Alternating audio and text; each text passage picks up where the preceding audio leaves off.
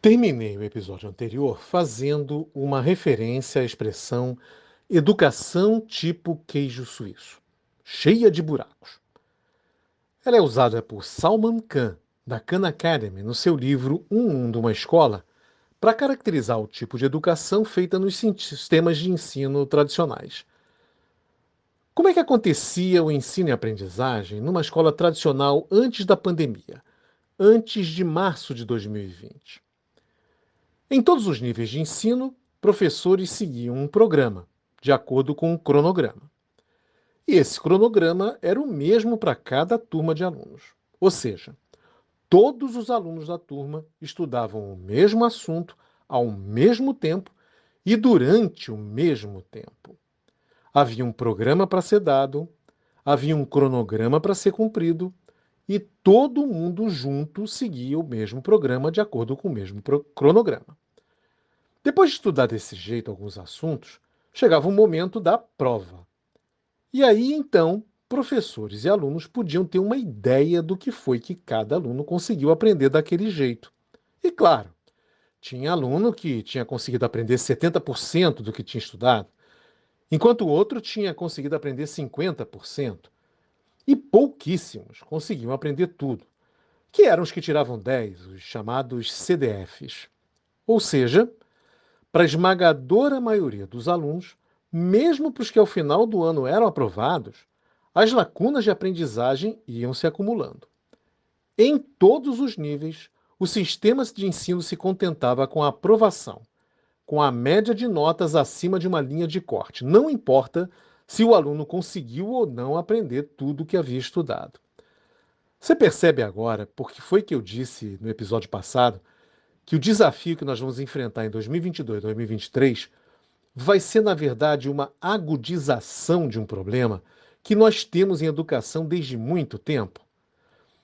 Esse negócio de tentar forçar todos os alunos a seguirem o mesmo ritmo, estudando as mesmas coisas ao mesmo tempo, e ir indo em frente, mesmo que a esmagadora maioria não tenha aprendido tudo o que precisava e devia aprender, esse negócio é que explica o tal do queijo suíço, cheio de buracos de aprendizagem, que mais na frente vão atrapalhar o avanço de cada aluno nos níveis seguintes da sua formação.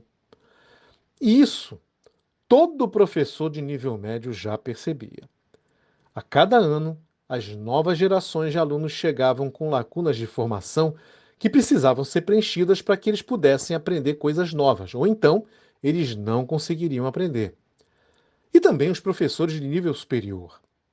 A cada ano, novas gerações de alunos chegavam à universidade sem dominar competências e saberes que são pré-requisito para a aprendizagem de conteúdos de nível superior, que são conteúdos mais complexos, mais profundos. Isso os exames nacionais já mostravam. Por exemplo, uma análise do SAEB, que avalia a educação básica, revela que só 5% dos alunos da rede pública alcançaram o patamar de domínio de matemática esperado no final do nível médio. E isso em 2019. Portanto, antes da pandemia. Está vendo o tamanho do problema? No final do nível médio, 95% dos estudantes de escolas públicas não tinham aprendido o que era esperado nessa etapa. Antes da pandemia, suspender as aulas presenciais. E se você pensa que nas escolas particulares a situação é melhor, olha só esse dado. No PISA, que é um exame internacional, os alunos brasileiros apresentam resultados que posicionam o nosso país lá na parte final do ranking, entre as mais baixas pontuações em matemática, em língua pátria e em ciências. E se considerar apenas o resultado dos alunos das escolas particulares brasileiras, continuamos entre os piores.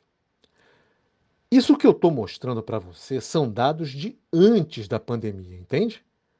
Ou seja, antes da pandemia, a gente já tinha um problemão de lacunas de aprendizagem para resolver. E ano que vem, vamos perceber que um negócio que já era um problemão virou agora um problemaço. O que mudou foi a escala do problema. Ele ficou maior. mas é o mesmo problema que a gente já tinha e que não estava conseguindo resolver antes, só que maior. Então, tem uma conclusão que a gente não pode deixar de tirar disso tudo. Se a gente continuar a fazer em 2022 e em 2023 o mesmo que a gente fazia antes da pandemia, a gente vai conseguir ajudar os alunos a superarem as lacunas de aprendizagem que ficaram ainda maiores com a pandemia? É óbvio que não. Se a gente quer resultados diferentes, e a gente precisa muito obter resultados diferentes do que estávamos obtendo antes da pandemia, a gente vai precisar fazer diferente. Vai precisar fazer outra coisa que a gente não fazia antes. Porque se continuar fazendo a mesma coisa, vai continuar com os mesmos resultados.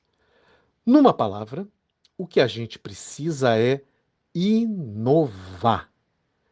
E é disso que eu quero falar para você no próximo episódio, o último dessa primeira temporada dessa série. Espero você lá.